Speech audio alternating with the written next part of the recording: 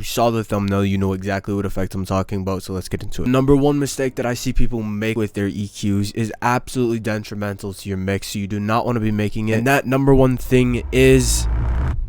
Before I explain to you this horrible fucking mistake that you're probably making on your EQs because you're an idiot, I need to explain how to EQ. So step one, take your first band of your EQ, right click, go to type, and click high pass. Now it looks like this. Now right click it, click order, steep 8, and now you have created a low pass. And now you have created a high pass filter. Cut everything below this area. Why do we want to do this? Because everything in this area sounds like shit. Now we can actually do the same thing for our 7th band, but this time we need to create a high pass. So high pass.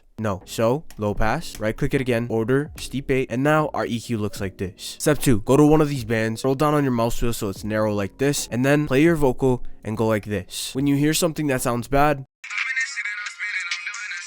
drop it down like that. This is so that we can find the bad frequencies in our voice and just cut them out because they don't sound good in the first place. And now in the end, your EQ should look something like this. But in order to make our vocals just sound a little bit better, we can just scroll up over here, scroll up on our mouse wheel, and go like this. Now we have a pretty good looking EQ. So I've ran you through the fundamentals. You understand how to EQ, and now you can start whipping up some EQs that look exactly like this. This is very advanced technique, but this is going to sound extremely good on your mix. And now that you actually understand the fundamentals, I can tell you this secret that is detrimental to your EQs that is killing your vocals. Now you're probably thinking to yourself, please Sunlight, just tell me, just tell me, bro, just tell me, please Sunlight, I'm begging, please. Bro, if you're this bad at mixing, all you need to do is go in the description. I show you exactly how to get good at mixing in literally under 3 hours. But now, what is this problem with EQing that you're probably making? When it comes to EQing, you need to be careful with EQing just too much. For example, in most vocals, there's a frequency right here that if you listen to it when you have it turned up, it can sound very harsh. It's a pretty boxy sound, and it's just not very pleasant when you turn it up. But if you end up cutting it too much, even though it's not a good frequency, you end up really killing the sound of your vocals because they're very thin if you get rid of this frequency too much. So one of the best things that I recommend you do is just make sure that you're not thinning your vocal out too much, because it can cause it to be harsh when you go and master afterwards. And the reason for this is because if you think about it, if we're getting rid of all of the frequencies down here, what are we left with? Now we're only left with high-end frequencies. If we get rid of all of these, we're gonna have to turn our vocal up to make up for it. But when we turn our vocal higher, then all of these frequencies are just going to be boosted to oblivion. So as you can imagine, it's going to sound pretty bad. But that's all I have for you. Thank you for watching. Bye.